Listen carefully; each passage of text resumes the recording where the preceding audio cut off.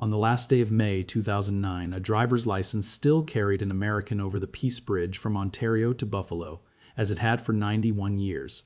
By the next morning, it did not. The rule that died that morning was the last line of an executive order from 1918, and everything that order built traced back to one sheet of paper handed across a counter in Berlin in August 1914. But the paper was genuine. Its bearer was a German naval officer, and nobody had thought to put his face on it. Berlin, August 1914. The American embassy was crowded with stranded citizens because Germany had declared war on Russia on the 1st and on France on the 3rd, and every train out of the capital was full of soldiers. Among the Americans queuing for help was a man named Charles A. Inglis. He needed a permit to keep traveling in Europe, and to get one he had to leave his passport with the German authorities for endorsement. He handed it over. The German Foreign Office kept it and told him it had been mislaid. Somewhere between August 6th and August 19th, a plain white envelope arrived at a private address in the city, and inside it was the English passport, already signed, already valid, needing nothing but a body to carry it. An American passport in 1914 was a single large sheet, engraved at the top with an eagle and folded into a wallet. Below the eagle, a clerk had written the bearer's height in feet and inches, the shape of his forehead, the color of his eyes and hair, the state of his complexion, and a line for distinguishing marks. That was the entire security system. There was no photograph because the State Department had never required one, and there was no number cross-reference to any file that a border official could check. If a man of roughly the right height with roughly the right eyes presented that paper, the paper vouched for him. The body chosen to carry the English sheet was Karl Hans Lody, pronounced Lohd. He had been born in Berlin on January 20, 1877, had served a year in the Imperial German Navy at the turn of the century, and had kept a reserve commission ever since. He spoke English with an American accent because he had spent years working as a tour guide for the Hamburg America line, shepherding wealthy travelers around ports, and because he had married a woman from Omaha, Nebraska, lived there, and been divorced there. In May 1914, 2 months before the war, a naval intelligence officer named Fritz Prieger asked him whether he would be willing to serve as an agent. Naval records show he volunteered. He was given the passport, and by his own account roughly £250 sterling, and told to make his way to Britain and report on the Royal Navy. He left Hamburg on August 14th on a steamer bound for Norway, and on August 27th he came ashore at Newcastle as Charles Inglis, American. Nobody asked for a photograph, because there was no photograph to ask for. He went north to Edinburgh, took a room, and rented a bicycle so that he could ride out to the Firth of Forth, where the battle cruisers of the Grand Fleet lay at anchor below the Great Red Railway Bridge. Then he sat down and wrote what he had seen and posted it to a cover address in Stockholm. What Lody did not know was that the British had been reading letters to that Stockholm address since before the war began. The Counter-Espionage Bureau, then known by the initials MO5G, later called MI5, had the address on its watch list, and every envelope Lody sent was opened, copied, and, at first, allowed to go on its way so the British could see who else was writing. His first message, a telegram signed Charles, was allowed through. So was a second. When his letters started to carry real information about ships and gun placements, they were stopped. On September 29th, he left Edinburgh, went through Liverpool to Dublin, and wrote a long letter in plain German describing the Cunard liner Aquitania fitting out for war in the harbor. A postal censor pulled it. That was the letter that got him arrested. The Irish police traced Charles Inglis to Killarney in County Kerry, where he had gone, in his own words, to disappear for some time. On the evening of October 2nd, 1914, District Inspector Cheeseman of the Royal Irish Constabulary walked into the Great Southern Hotel beside the railway station, found the name Inglis in the visitor's book, and waited in the foyer until a well-dressed man came in from the street. Cheeseman asked whether he was Mr. Inglis. Lody said yes. In his pockets in his room the police found the American passport, £14 in German gold, 705 Norwegian kroner in banknotes, and a small notebook. In the lining of a coat left behind in Edinburgh, they found a tailor's ticket from Berlin, and the tailor had written the customer's real name. He was tried by court-martial at the Middlesex Guildhall in Parliament Square, across the road from the Houses of Parliament, from October 30th to November 2nd, and it was the only public trial of a German spy in Britain in either World War. When his Edinburgh landlady was asked to point out Mr. Inglis, she looked everywhere except at the dock, and Lody stood up and waved to her, smiling, until she found him. He told the court he had been sent to stay until the first great naval battle and report the true British losses. He was found guilty and sentenced to death. On the morning of November 6th, a firing squad drawn from the 3rd Battalion, Grenadier Guards, shot him in the miniature rifle range inside the Tower of London. He was the first person executed at the Tower in 167 years, and the money found in his pockets was used to pay his legal bills. His borrowed American passport went into a file, and the idea behind it was about to be killed too. For the first 13 decades of the Republic, the American passport had been almost nothing. Benjamin Franklin, serving as American minister in France, printed passports on his own press at Passy outside Paris in 1780 and signed them himself because there was no other authority to ask. After the Constitution took effect, the Department of State issued passports too, but so did almost anyone with a seal. State governors issued them, and so did mayors and notaries public. A traveler in 1840 who wanted a paper describing himself as a citizen could get one from City Hall on the way to the docks, and foreign officials, if they cared at all, generally accepted it. The federal government did not seriously mind because in that era the passport amounted to a letter of introduction, a request that a foreign power be polite to the bearer, rather than any kind of permission to leave. Congress finally tidied the situation with the Act of August 18, 1856, which gave the Secretary of State sole authority to issue passports and made it a misdemeanor for anyone else to do so. That act said who could hand out the paper. It said nothing whatever about anyone needing to have one. Between 1810 and 1873, the State Department issued about 130,000 passports, and between 1877 and 1909, about 370,000. Those are small numbers for a country whose population passed 90 million by 1910. The people who applied were bankers, students headed to German universities, families making the grand tour, and missionaries, people who wanted a formal document because they were going somewhere formal. Everyone else just went. A dock worker in Boston who wanted to sail for Halifax bought a ticket. A rancher in Texas who wanted to cross to Matamoros forded the river. There was one exception across those 130 years, and it lasted 7 months. On August 19, 1861, 4 months into the Civil War, Secretary of State William Seward, pronounced Seward, issued a circular ordering that no one leave or enter the United States without a passport because Confederate agents were moving freely through northern ports on their way to Europe. The order was unpopular, hard to enforce, and rescinded on March 17, 1862. The country went back to not asking, and kept not asking, through the largest movement of people in its history. Between 1880 and 1920, roughly 24 million immigrants arrived at American ports, and the inspectors at Castle Garden and later Ellis Island examined their eyes for trachoma, their lungs for tuberculosis, and their pockets for the price of a train ticket inland. But they did not ask for a passport, because federal law did not require one. A steerage passenger from Sicily and a first-class passenger from Southampton walked down the same gangway with the same legal need for a travel document, which was none. That was the world Lody stepped into at Newcastle. 4 months later it was gone, and the American side of the change can be dated to the day. Lody was shot on November 6th. That same month, the State Department in Washington issued an announcement that American citizens going abroad, in its own carefully chosen word, should carry passports. Not must. Should.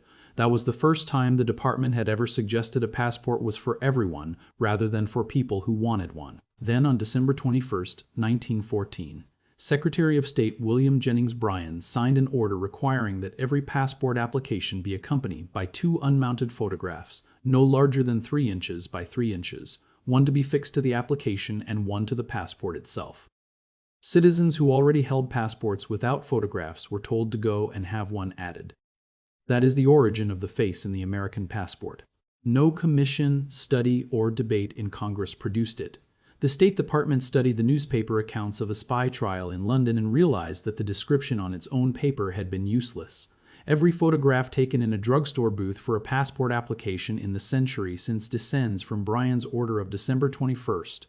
The escalation from there ran on a wartime clock. In 1915, the validity of a passport was cut from 2 years to 6 months, and applications began to demand the date and place of departure and the purpose of the trip.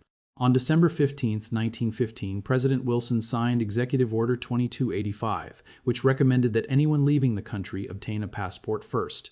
Still a recommendation, but a recommendation from the White House. After the declaration of war on Germany in April 1917, the department began requiring proof of necessity from applicants, and on July 26, 1917, the Departments of State and Labor issued a joint order requiring every alien intending to enter the United States to hold a visa issued by a United States consul abroad.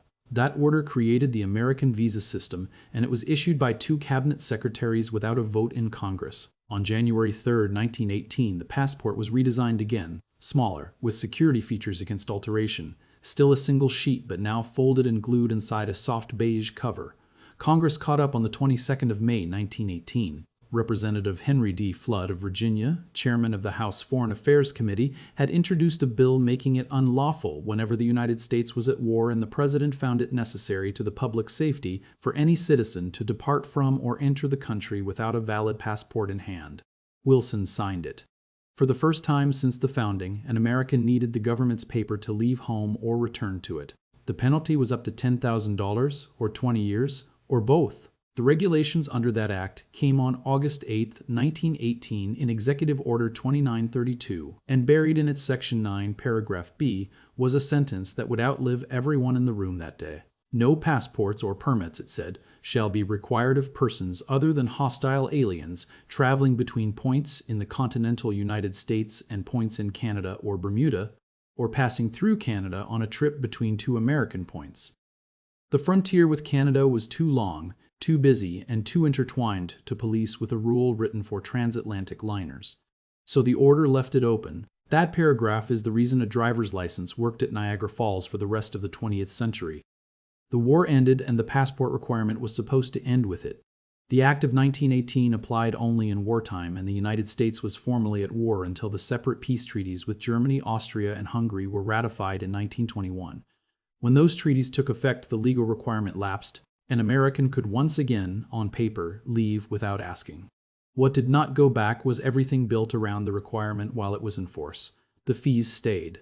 Under the Appropriations Act of June 4, 1920, effective July 1, a passport cost $1 to apply for and $9 to receive, $10 for 2 years of validity, and a visa cost the same $10. Other governments answered in kind, and an American who wanted to visit France or Italy in 1922 found that Paris and Rome now wanted a photograph, a visa, and a fee because Washington had wanted the same from their citizens. The 1914 document that vouched for a man by describing his forehead had become, in 8 years, a fee-bearing, photograph-bearing, visa-stamped article of international bureaucracy, and no peace treaty was going to unwind that. Then the object itself changed. On July 3, 1926, President Coolidge signed a Passport Act introduced by Representative Walton Moore of Virginia, and the passport issued under it stopped being a sheet of paper. It became a hardcover booklet on blue safety paper, with the bearer's photograph fixed inside and mechanically perforated through, so that it could not be pried off and replaced without leaving a pattern of holes in the wrong place. That is the Little Blue Book, a fraud-resistant identity document designed by a government that had, 12 years earlier, been vouching for its citizens with a written description of their eyes. Subscribe for more history like this. One piece of paper followed across a century every week on this channel. The requirement itself came back with the next war. On June 21, 1941, 6 months before Pearl Harbor, Congress revived the Flood Act of 1918, and passports were once again mandatory for departure and entry. In 1952, the Immigration and Nationality Act carried the provision forward into peacetime law, still framed as a wartime or emergency power that the president could switch on. And in 1978, in an amendment to that act signed on October 7th, Congress removed the wartime condition altogether. From that day, it was unlawful for a citizen to enter or leave the country without a passport, war or no war, emergency or no emergency. The emergency measure of 1918 had taken 60 years to admit it was never going home. The person who ran the system for most of those years was a widow from Montgomery County, Maryland, named Ruth Shipley, and the story of the American passport in the middle of the 20th century is largely the story of what she decided. Shipley became chief of the State Department's Passport Division in 1928, the first woman to head a major division of the department, in charge at first of about 70 clerks and paid $4,000 a year, which made her one of the best paid women on the federal payroll. She stayed until 1955. By the peak of her tenure, her staff numbered 225, and she personally reviewed the applications that mattered to her, which turned out to be a great many. Her authority was described in the New Republic in September 1952 as limitless discretion, and the description was accurate as a matter of law. Under the 1926 Act, the Secretary of State issued passports under such rules as the President prescribed, and the Secretary had delegated all of it to Shipley. She could grant, deny, restrict to certain countries, or revoke, and until the mid-1950s there was no appeals board and no court that would review her. The character of the office comes through in the small stories. In 1933, she led a campaign over objections inside her own department to stop a magazine from using the word passport in an advertising promotion on the grounds that it cheapened the high plane to which the passport had been raised. During the Second World War, William Donovan of the Office of Strategic Services tried to win her cooperation by hiring her brother, and when she still insisted on stamping on official business on the passports of his undercover agents, which rather defeated the purpose, Donovan had to go to President Roosevelt to get her overruled. No account calls her corrupt, lazy, or cruel in person. She was certain. The lever she pulled had a phrase attached. A passport could be refused where the applicant's proposed travel was, in the department's language, not in the best interests of the United States. In practice, from about 1947 onward, that meant communists, people suspected of being communists, and people whose politics Shipley judged to be inimical to the country's. And the citation drafted when she was recommended for the Presidential Medal for Merit praised her for exactly that policy in exactly those words. She helped draft the passport provisions of the McCarran Internal Security Act of 1950, the law that made it a crime for members of registered communist organizations to apply for a passport at all. The list of Americans who were denied a passport or had one taken away under Shipley reads like a shelf of the century's books. Paul Robeson, pronounced Robeson, the singer and actor, and his wife Eslanda. W.B. Du Bois, pronounced Du Bois, SS, the historian who had helped found the National Association for the Advancement of Colored People. Linus Pauling, who would go on to win a second Nobel Prize while a case against him was still fresh, denied on May 11, 1952. Arthur Miller, the playwright. Leo Szilard, pronounced Szilard, the physicist who had drafted the letter to Roosevelt that started the atomic bomb program. Elizabeth Gurley Flynn, the labor organizer. Herbert Aptheker, pronounced the Marxist historian. Rockwell Kent, the painter and illustrator, whose renewal was refused on August 7, 1950. When John Foster Dulles, the Secretary of State, asked her to stay on past retirement age, she declined. She left on April 30, 1955, having reached the mandatory age of 70, having chosen her own successor, and having been presented by Dulles with the department's Distinguished Service Award. The bodies behind that list can be counted.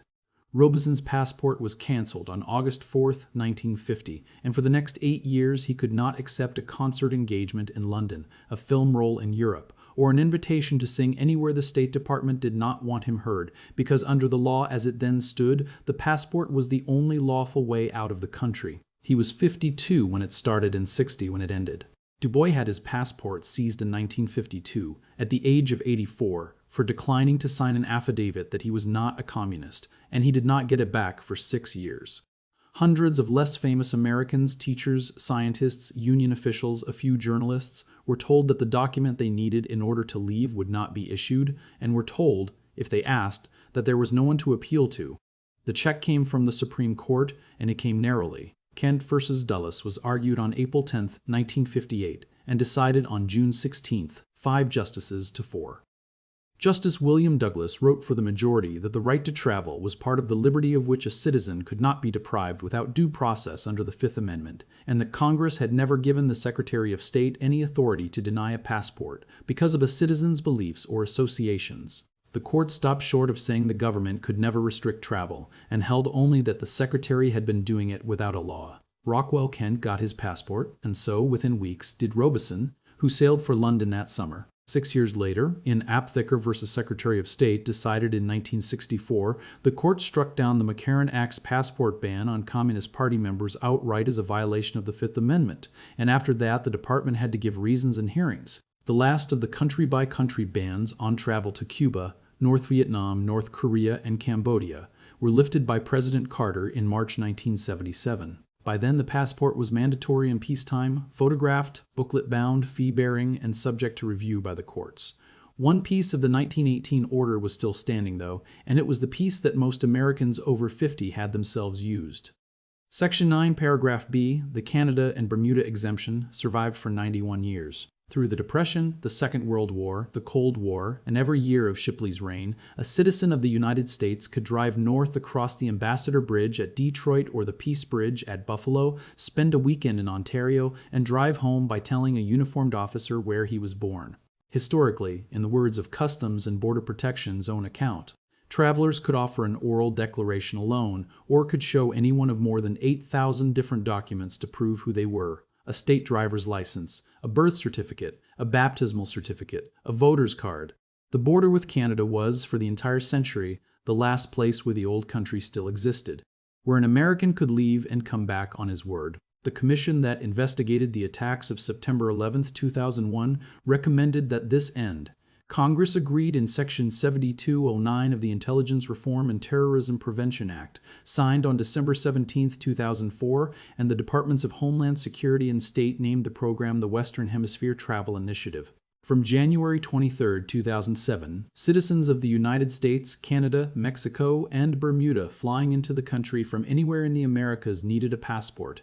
From January 31, 2008, oral declarations were no longer accepted at land and sea crossings, so the phrase "born in Cleveland" stopped being a travel document. And from June 1, 2009, every citizen entering by land or sea from within the hemisphere had to show a passport card, a trusted traveler card, or an enhanced driver's license with a radio chip in it. The paragraph Wilson's staff had written in August 1918, because the Canadian line was too long to police, was finally repealed by a rule that assumed the line could be policed after all. The residue is in the wallet, a photograph, because of a German officer on a bicycle in the autumn of 1914, and a Secretary of State who followed his trial in the newspapers. A blue booklet, because Congress in 1926 wanted a document that a forger could not take apart. And a passport card, wallet-sized, with a chip that announces the bearer to a reader 30 feet before the booth, because of 2009. None of it was designed as a whole. Each piece was an answer to a specific fright, and each answer stayed after the fright had passed. So consider who decided this for you. A firing squad in the Tower of London on November 6, 1914. William Jennings Bryan, with a photograph rule on December 21st. Henry Flood of Virginia, with a wartime bill on May 22, 1918. Woodrow Wilson, with an executive order on August 8th. Ruth Shipley, with a rubber stamp and no one to answer to for 27 years. A congressional amendment in 1978 that dropped the word wartime. And 10 commissioners in 2004 who recommended closing the last open door on the northern border. Not one of them set out to change what it meant to be an American at the water's edge, and every one of them did. What was lost is harder to hold because it left no monument and no anniversary. For the first 130 years, the country you belonged to did not require you to prove it on the way out or on the way back. Your citizenship lived in you rather than in your pocket, and if you wanted to see Montreal or Havana or the far side of the Atlantic, the government's answer was that it had no opinion. The passport you carry now is not a letter asking a foreign king to treat you kindly. It is the permission of your own government to go and to return, and the permission can be withheld. That is the country you live in. The other one closed in May of 1918, and the last of its border stations, the one at the Peace Bridge where a driver's license was enough, closed on the 1st of June 2009, while you were probably watching something else.